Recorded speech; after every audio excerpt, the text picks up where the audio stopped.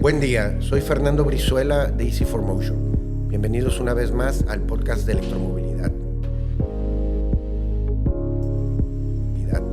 El día de hoy tenemos a Jacinto Arenas, un gran amigo. Bienvenido, Jacinto. Muchas gracias, Fer. Sí. Es un placer para mí tenerte aquí. Sobre todo me gusta mucho el tema de la arquitectura que están haciendo ahí en tu empresa, en Ares Arquitectos. Sí, ha sido muy innovador, te he visto, pues, ya estás en diferentes países, pero platícanos un poquito más, no platique yo de tu empresa, platícanos un poquito más. Primero, ¿quién es Jacinto Arenas? Bueno, pues yo soy egresado del ITESO, arquitecto, y bueno, yo creo que para platicar mi historia tengo que platicar la de mi papá primero, que fue un arquitecto nacido en la Ciudad de México, casado con una señora argentina, mi madre. Y el primer encargo que le hicieron a él fue el proyecto de Plaza Patria, aquí en Guadalajara, en 1972 creo que iniciaron con el proyecto. Ahí decide él venirse temporalmente a vivir a Guadalajara para hacer el proyecto y pues terminaron el proyecto, terminaron el centro comercial, el original, no el que estamos viendo ahorita, ahí medio, ya medio transformado en quién sabe qué cosa, pero el original fue un proyecto que hizo mi padre con los señores Semuda y los señores Bachés. Y bueno, después se quedó a vivir en Guadalajara, le encantó Guadalajara. Hubo varios intentos en mi infancia de regresar a vivir en la Ciudad de México, porque mi papá seguía viviendo en Guadalajara, pero tenía sus clientes en la Ciudad de México, entonces iba y venía cada semana, donde la vida no estaba tan conectada y tan fácil. Entonces, varias veces quiso regresar a la Ciudad de México. Y finalmente, con maletas en la puerta, se arrepentía y regresaba y decía, no, nos quedamos en Guadalajara. Afortunadamente, desde entonces vivimos en Guadalajara. Y bueno, pues Ares Arquitectos inició y llevó su desarrollo pues, en los últimos 50 años ya en Guadalajara. Ahí pues yo me crié en una familia de arquitectos, porque también un hermano de mi papá trabajaba en la empresa. Y bueno, pues ahí fui empezando a captar ideas de arquitectura, aunque yo nunca quise ser arquitecto. Okay. Yo crecí con la idea de que, yo me acordaba mucho de mi mamá y mi papá que me decían que la arquitectura era muy ingrata, ¿no? No te pagan y no se cobra bien y hay mucha competencia, ¿no? Siempre andaban con esos temas medio negativos, yo creo, y esos comentarios. Y yo crecí con los comentarios, a pesar de que toda la vida iba a la oficina de mi papá a sacar copias de esas con heliográficas y maduras que olían a amoníaco espantoso y te dolía la cabeza cuando sacabas copias. Bueno, pues así yo iba a hacer eso, ¿no? Pero siempre con la idea de no estudiar arquitectura, yo quería estudiar ingeniería de sistemas. De hecho, hice mi examen de admisión para el ITESO para sistemas. Y bueno, me aceptaron para sistemas. Llegaron las vacaciones de verano, yo ya iba a empezar el ciclo escolar como sistemas. Y en el Inter, pues yo seguía trabajando en la oficina de mi papá, incluso ya iba con él a algunos viajes. Estábamos trabajando en una empresa de Estados Unidos, entonces también estábamos yendo y viniendo a Estados Unidos. Y yo decía, pero yo no voy a estudiar arquitectura. Claro. Total, yo estoy formado en la fila de ITESO para pagar ya para entrar, empezar en el semestre en sistemas. Y estando en la fila digo, creo que no, sistemas no, realmente ahí me di cuenta como que estaba viviendo con un sesgo de que no iba a ser arquitecto, pero sí me gustaba, la verdad es que me gustaba mucho. Y pues nada, llegué a la ventanilla, le dije, espérame tantito, me salgo y digo, no. Me vuelvo a regresar, vuelvo a formarme y le digo, oiga, quiero pagar, pero para arquitectura. No, pues tiene que ir a hablar con de no sé qué. Está bien, voy a hablar con él, le digo, me quiero cambiar de carrera. ¿Por qué no? Venía con otro sesgo, pero me acabo de dar cuenta que sí, que arquitectura sí. Regreso, me vuelvo a formar, pago para arquitectura y pues desde entonces empezó mi historia como arquitecto, ¿no? Fíjate qué curioso, yo nunca te hubiera imaginado, con lo que te conozco, te veo como un gran arquitecto y no te vería de otra manera. ¿Cómo es la vida de curiosa a veces? Soy un bicho ahí medio raro porque siempre me gustaban los sistemas, sí me gustan. De hecho, ahora que la arquitectura se ha vuelto mucho más digital y con sistemas ahora usamos BIM para hacer arquitectura y son realmente temas de de software y de programación ya más sofisticados. A mí me encanta, o sea, me gusta. También he estudiado finanzas, he estudiado proyectos de inversión, he estudiado negocios. Entonces he estudiado muchas cosas, pero al final siempre como en torno al quehacer arquitectónico. Lo cual creo que a mí me ha ayudado muchísimo, porque tengo una formación de arquitecto, de origen de arquitecto, con padre arquitecto, pero sí he estudiado otras áreas y otras disciplinas que creo que sí te complementan más ya para llevar una empresa y otro nivel de negocios, a lo mejor Claro, ya viene muy bien. la parte de administración, la parte de finanzas y todo lo que necesitas para el buen control y funcionamiento de tu empresa. Es correcto. Pero platícame un poco ya, ok, te metes a arquitectura, estudias arquitectura. ¿Cómo te integras en Ares Arquitectos y cómo es que tomas la dirección desde muy joven prácticamente y llevas a esta empresa a ser una de las empresas más conocidas, renombradas y de mejor prestigio en México? Pues me integró mi papá a fuerzas, ¿verdad? Pues me dijo, pues aquí trabajas y dale, ¿no? Y la verdad es que tampoco nunca lo objeté. Lo que sí pasó es que en algún momento, algunos de mis compañeros de la carrera, tú conoces a Raúl, a Pedro y algunos otros, en ese entonces, estamos hablando de 94, terminé la carrera, 96 por ahí, decidieron varios irse a un año sabático a estudiar en Inglaterra, iban a trabajar en Inglaterra, y yo pues me quería ir con ellos. Y le digo a mi papá, oye, me quiero ir con mis cuates a mi año sabático como ellos.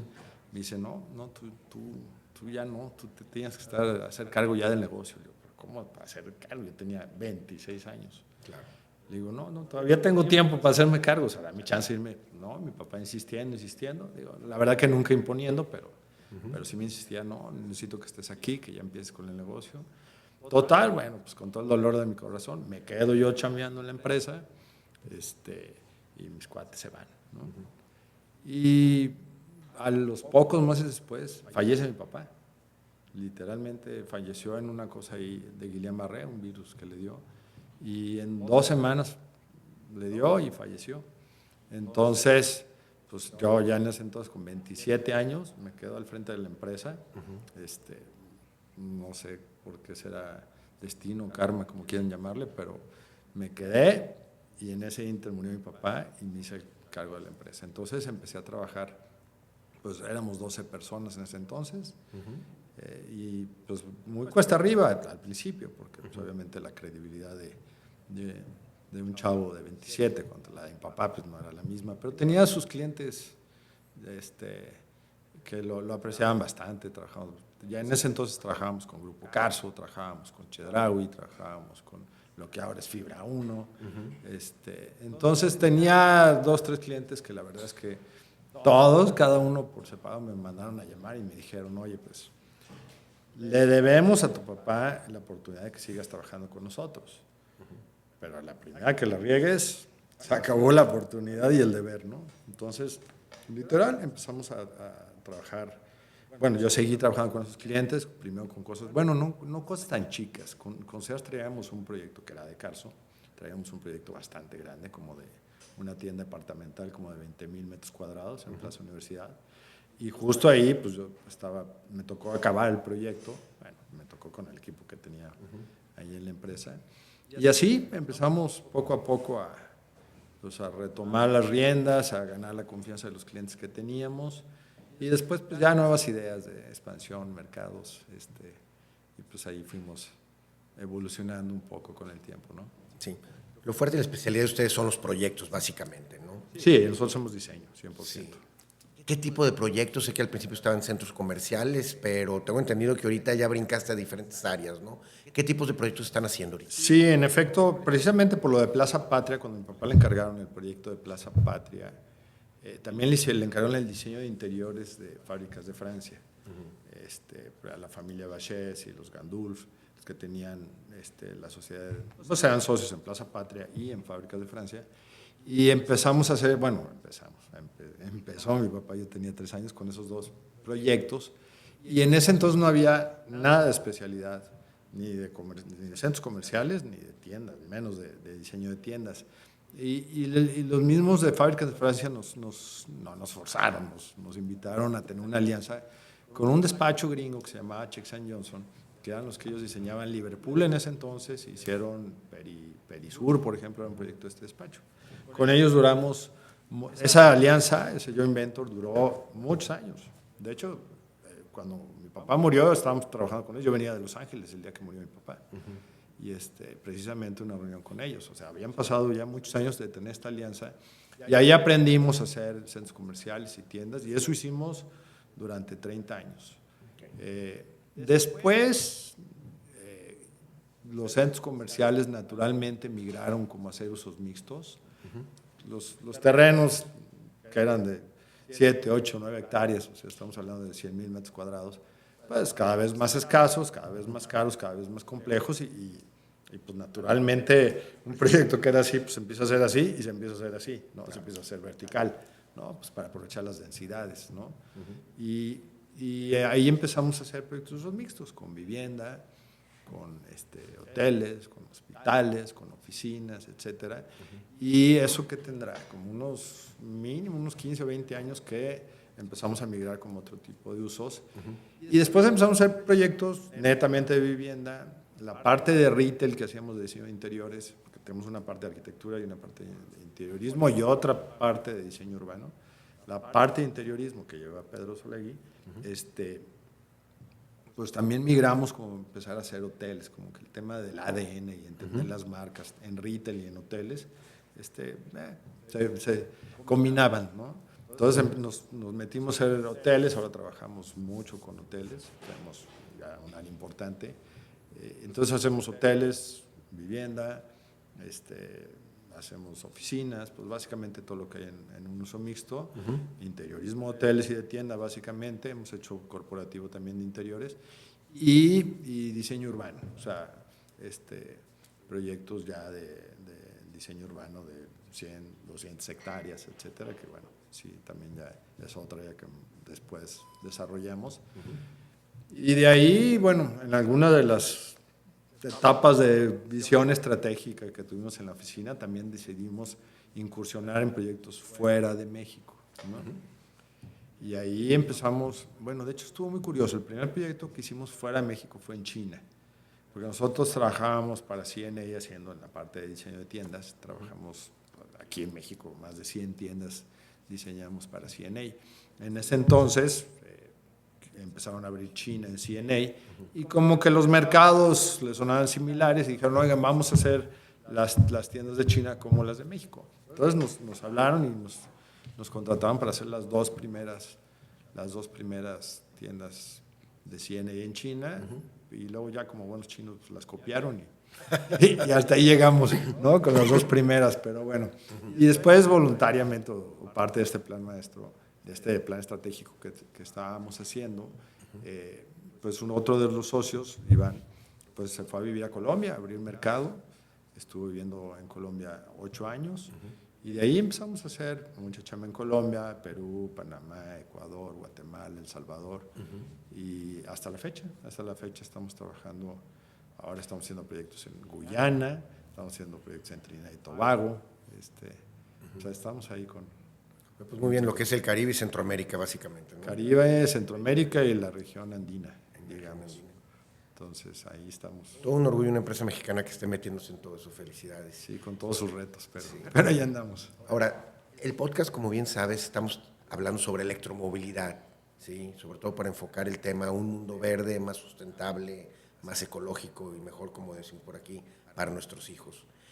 En todos los proyectos que tú estás trabajando y todo lo demás, bueno, este tema pues es algo que se toca todos los días.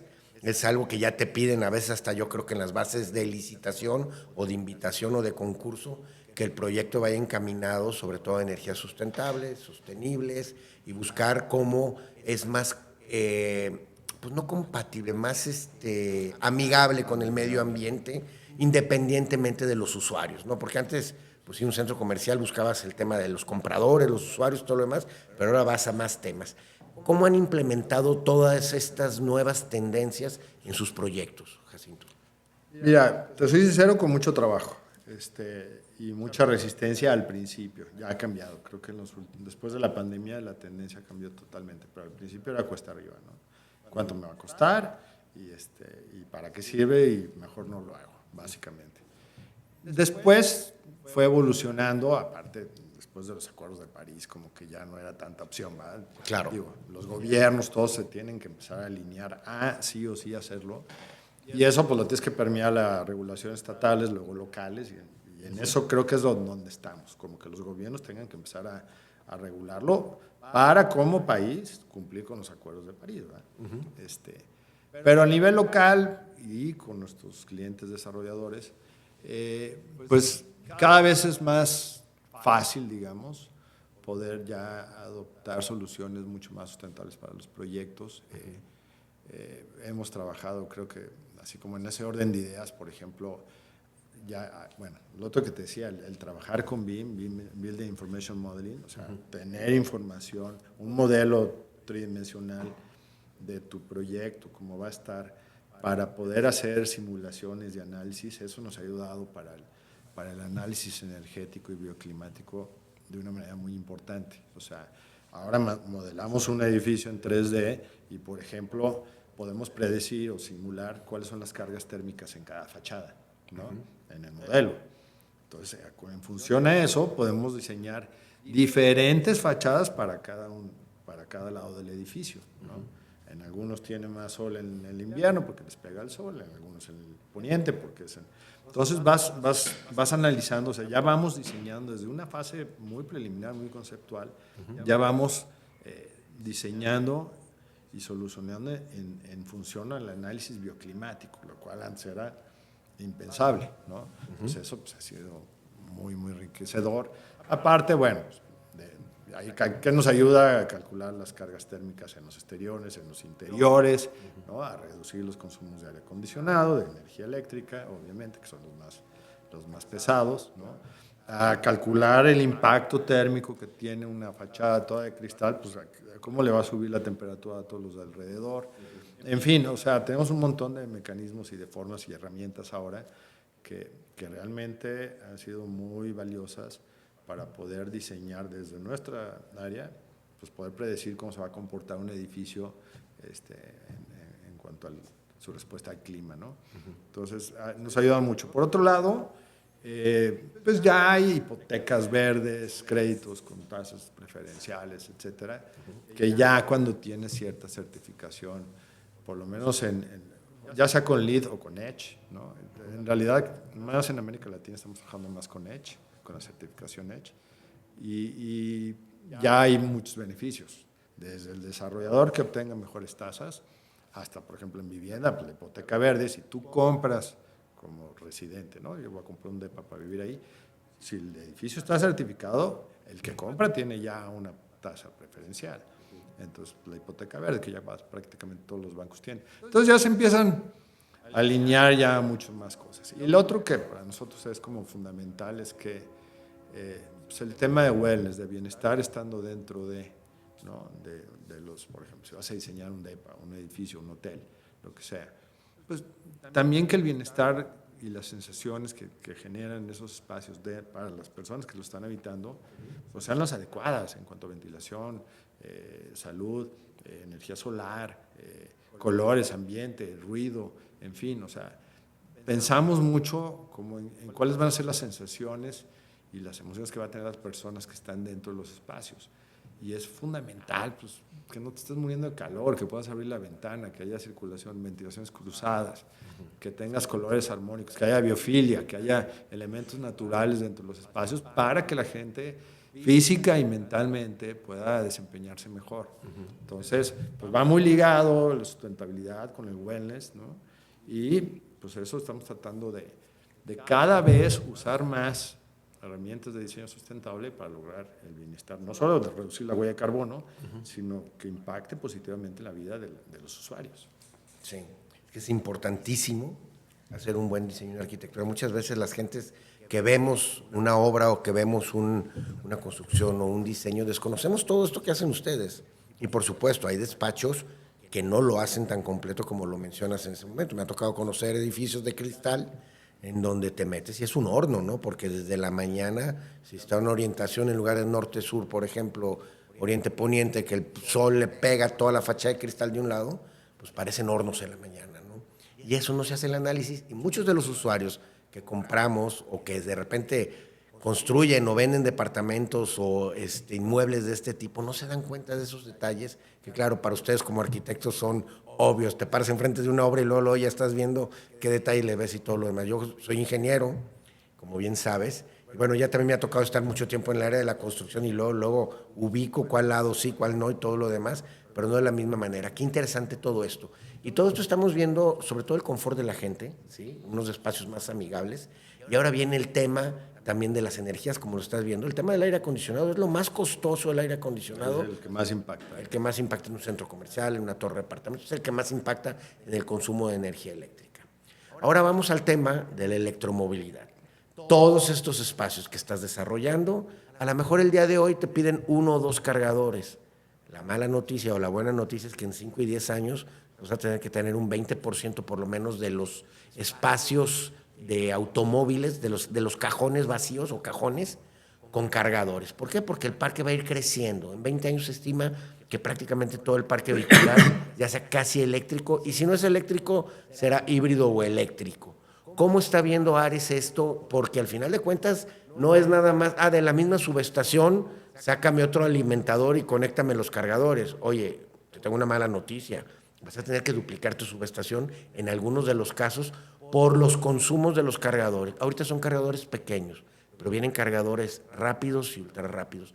¿Cómo están viendo todo este proceso y sobre todo cómo están buscando capacitarse y hacer estos nuevos proyectos? Pues te tenemos que hablar a ti para que nos capacites. No, a ver, estamos con todo el tema de electromovilidad y sí es un reto. De momento yo lo veo todavía como un reto porque, pues en efecto, o sea, no es lo mío tener 3 cargadorcitos ahí en estacionamiento de Andares que tener 500, que es el 20% de la capacidad que tiene el centro comercial. ¿Y cómo vas a alimentar 500 cargadores, ¿no? Entonces, y la otra es que pues, si te cuelgas de la CFE, pues tampoco está limpia la energía, ¿va? Porque estás jalando, consumiendo energía que el gobierno per se no la está haciendo muy limpia. Entonces, tienes que ir de la mano, pues buscando energías alternativas para poder suministrar eso. Entonces, estamos trabajando con energía solar también, obviamente, que no es suficiente. O sea, pues ¿cuántos paneles necesitas para tener 300 cargadores? Va, muchísimos. No te da. Y las superficies tampoco te dan. ¿No? Supongo que el desempeño de los paneles y de la captación de energía solar irá mejorando y vendrán otras fuentes de energía. Pero bueno, pues tenemos que ir trabajando de la mano para ver cómo podemos ir aumentando la dotación de servicios de electromovilidad junto con poder ser más eficiente la captación de recursos naturales, ¿no? Claro. Fíjate que se comenta mucho, y lo dicen mucha gente con la que he platicado, de que, oye, Fer, hablas mucho de electromovilidad, un mundo verde y todo lo demás, pero como bien dices, oye, muchas de las fuentes con las que se está cargando no son renovables y no son verdes. Al final de cuentas todavía existen mucho combustorio, mucho diésel, muchas cosas que todavía están contaminando. El mundo va para allá. Si es algo que no lo vamos a detener, es lo que yo les digo. Si ahorita sí es el 30%, pues ya será el 50% en unos años, 70%, y la idea es que la generación tengamos casi el 100%, si se puede, verde, de alguna manera, ¿no? Ya tengamos energías verdes. Más sin embargo, pues ahorita no la tenemos. Entonces, algo que he visto de algunos desarrolladores o proyectistas, o despachos de arquitectura como tú, es, ok, buscas la opción solar, pero de repente están diseñando materiales o cristales, por ejemplo, de captación, cristales, vamos llamando así, pues no horizontales, que son los paneles, sino verticales, en las fachadas y todo lo demás, muros. Yo he visto, por ejemplo, muros y pisos en donde puedes meter tuberías de agua y calentar el agua de alguna manera con el calentamiento del mismo hormigón o del concreto, para ir generando de alguna manera, pues por lo menos la captación solar, la podemos mandar la electricidad a baterías, que a lo mejor dices, es que la fachada no me va a dar para todo, no, pero el carro nomás lo vas a cargar en la noche, entonces durante el día cargas las baterías y en la noche pues esas baterías descargan en los cargadores y en los automóviles de alguna manera, compensando lo que no se pueda con alguna parte de Comisión Federal. ¿Todos esos nuevos materiales ya se están implementando en estos proyectos? Sí, más que materiales, las soluciones y los sistemas. Por ejemplo, tenemos algunos proyectos que estamos analizando. Si tú tienes un piso de concreto, que básicamente es una piedra, y toda la noche estás mediante el diseño haciendo que esté circulando aire frío por el piso, ¿no? Pues ahorras durante el día, sigue el ambiente está frío y la piedra está fría. Entonces te ahorras prender el aire acondicionado un tiempo hasta que ya se calienta, por razones naturales, porque el aire frío empieza a subir, ¿no? Se empieza a calentar, empieza a subir, Claro. y entonces, bueno, ya prendes el aire, ¿no? Pero, por ejemplo, estás usando el enfriamiento del piso para poder mantener la temperatura lo más baja posible, en este caso en México, bueno, Guadalajara, por el mayor tiempo posible, ¿no? Las fachadas verticales que dices de captación de energía solar, esas estamos apenas empezando a ver cómo va a ser el impacto porque otra vez, y es como toda la tecnología, ¿no? Es un tema de costo, ¿no? A medida que va evolucionando, o sea, antes un panel era impensable y ahora ya un panel te sale mucho más barato, pero como dices, en superficies horizontales, pues por ejemplo en un edificio, pues el espacio es muy reducido. Entonces, si te vas a las fachadas, pues la superficie es mucho mayor, ¿no? Entonces, sí, en efecto, tenemos que empezar a captar por las superficies, que traes el tema de la incidencia solar. Obviamente no es lo mismo captar la incidencia en la azotea, el sol en la azotea, que un edificio que te haga sombra al otro. Entonces, tienes que empezar a estudiar cómo va a empezar a captar y a funcionar. Pero es el mismo análisis bioclimático y cómo son las cargas térmicas en cada fachada para poder diseñar y aprovechar la captación de luz solar en cada una de las fachadas de distinta manera, ¿no? Y es como dice, luego llevar las baterías y luego poderlo usar durante el día, ¿no? Entonces, es todo un análisis, una cosa que para mí está emergiendo, que sí o sí va a pasar, o sea, no es como dices, no es que aquí no, aquí claro. sí, ¿no? Tiene que pasar, va a pasar, toda la industria va para allá. Entonces, es un momento, es un timing. Por otro lado, yo pienso que los vehículos van más rápido que las normativas y la infraestructura, ¿no? Claro. O sea, ya hay más carros que cargadores, o sea, ya hay más.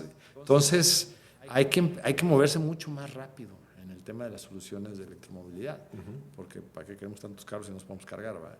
Y ahorita, por ejemplo, te comentaba, ¿no? Estábamos viendo cómo va a pasar con los departamentos. Pues no puedes tener un cargador por depa con una corriente 220 a un alimentador a cada, ¿no?, medidor. Entonces lo tienes que manejar en áreas comunes, o sea, que el edificio administre la carga de los vehículos como áreas comunes, y eso lo tendrás que administrar con softwares y con datos de consumo y cuánto cargó cada quien y cada cuánto, pues para empezar a pasarle su recibo a cada quien, pero su recibo de que cargó, de cuánto cargó su carro y cuándo le tocó y cómo va a funcionar. Todo eso lo estamos empezando a ver cómo, es que es el diseño y la operación. Claro.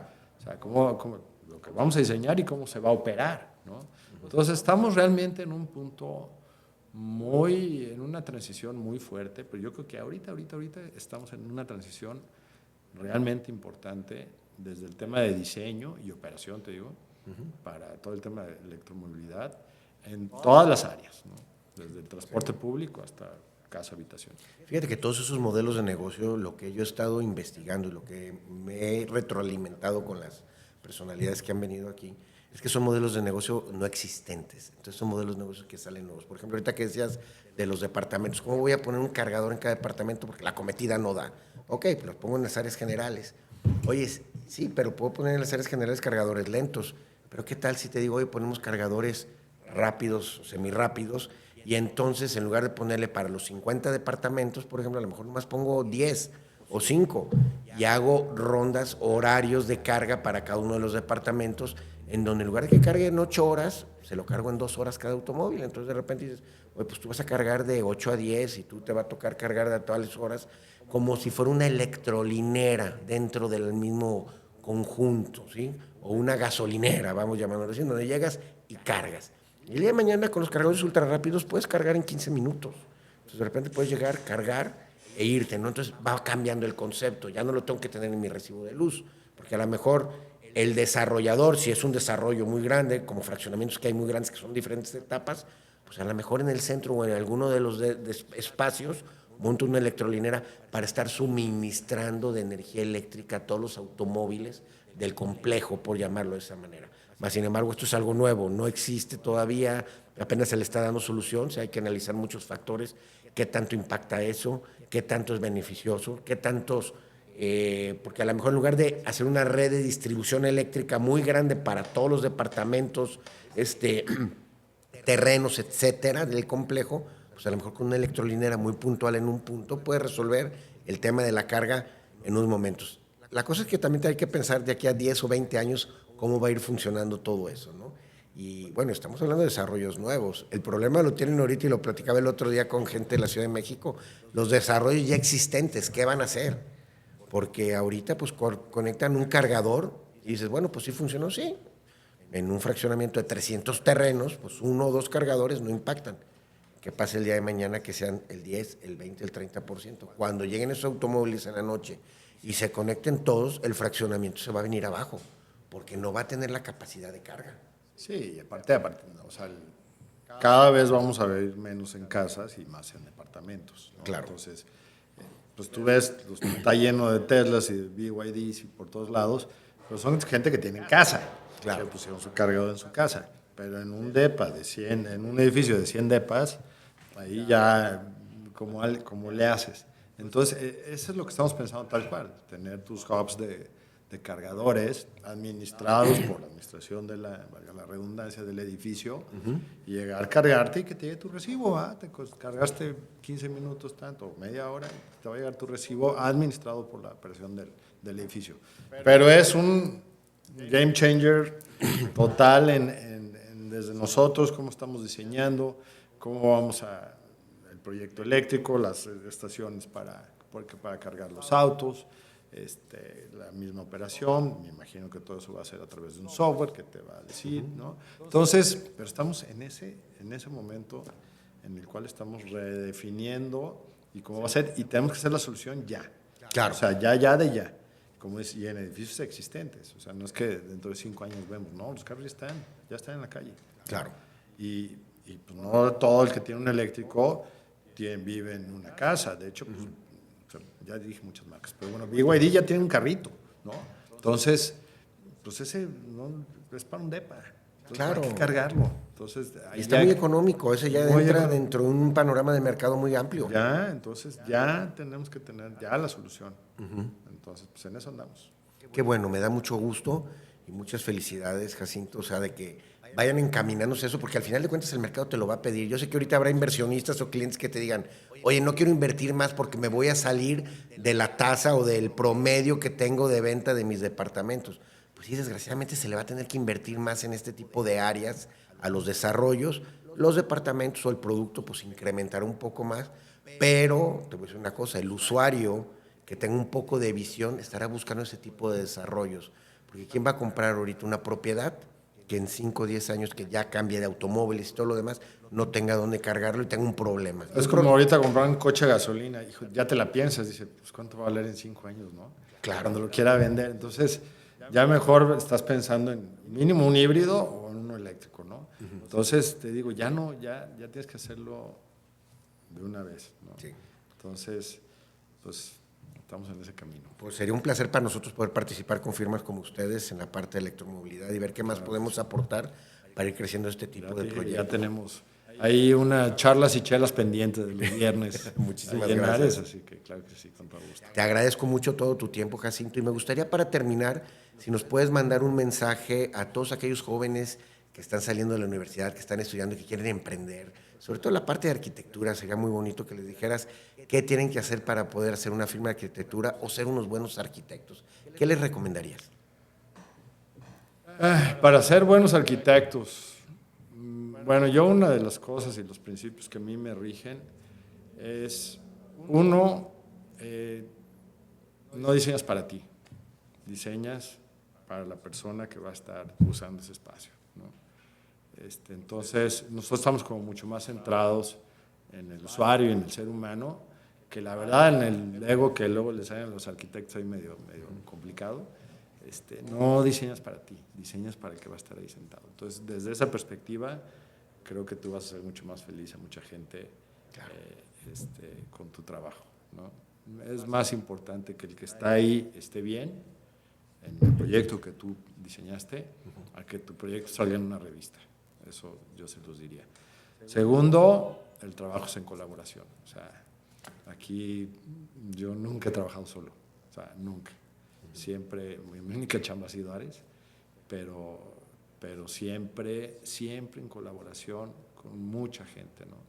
Tus socios, tus compañeros, talleres de diseño en donde estamos mucha gente trabajando, luego tus clientes, etcétera, o sea, y los proveedores y los ingenieros. O sea, realmente la arquitectura es una disciplina compleja, porque tienes que pues, aglutinar el trabajo de muchos especialistas, y en ese caso creo que tener una mente abierta a que el diseño tiene que ser colaborativo, pues es fundamental, ¿no? Y el tercero, pues con mucha pasión y mucho enfoque, y la verdad que es un oficio, si te gusta, es una cosa increíble, muy gratificante.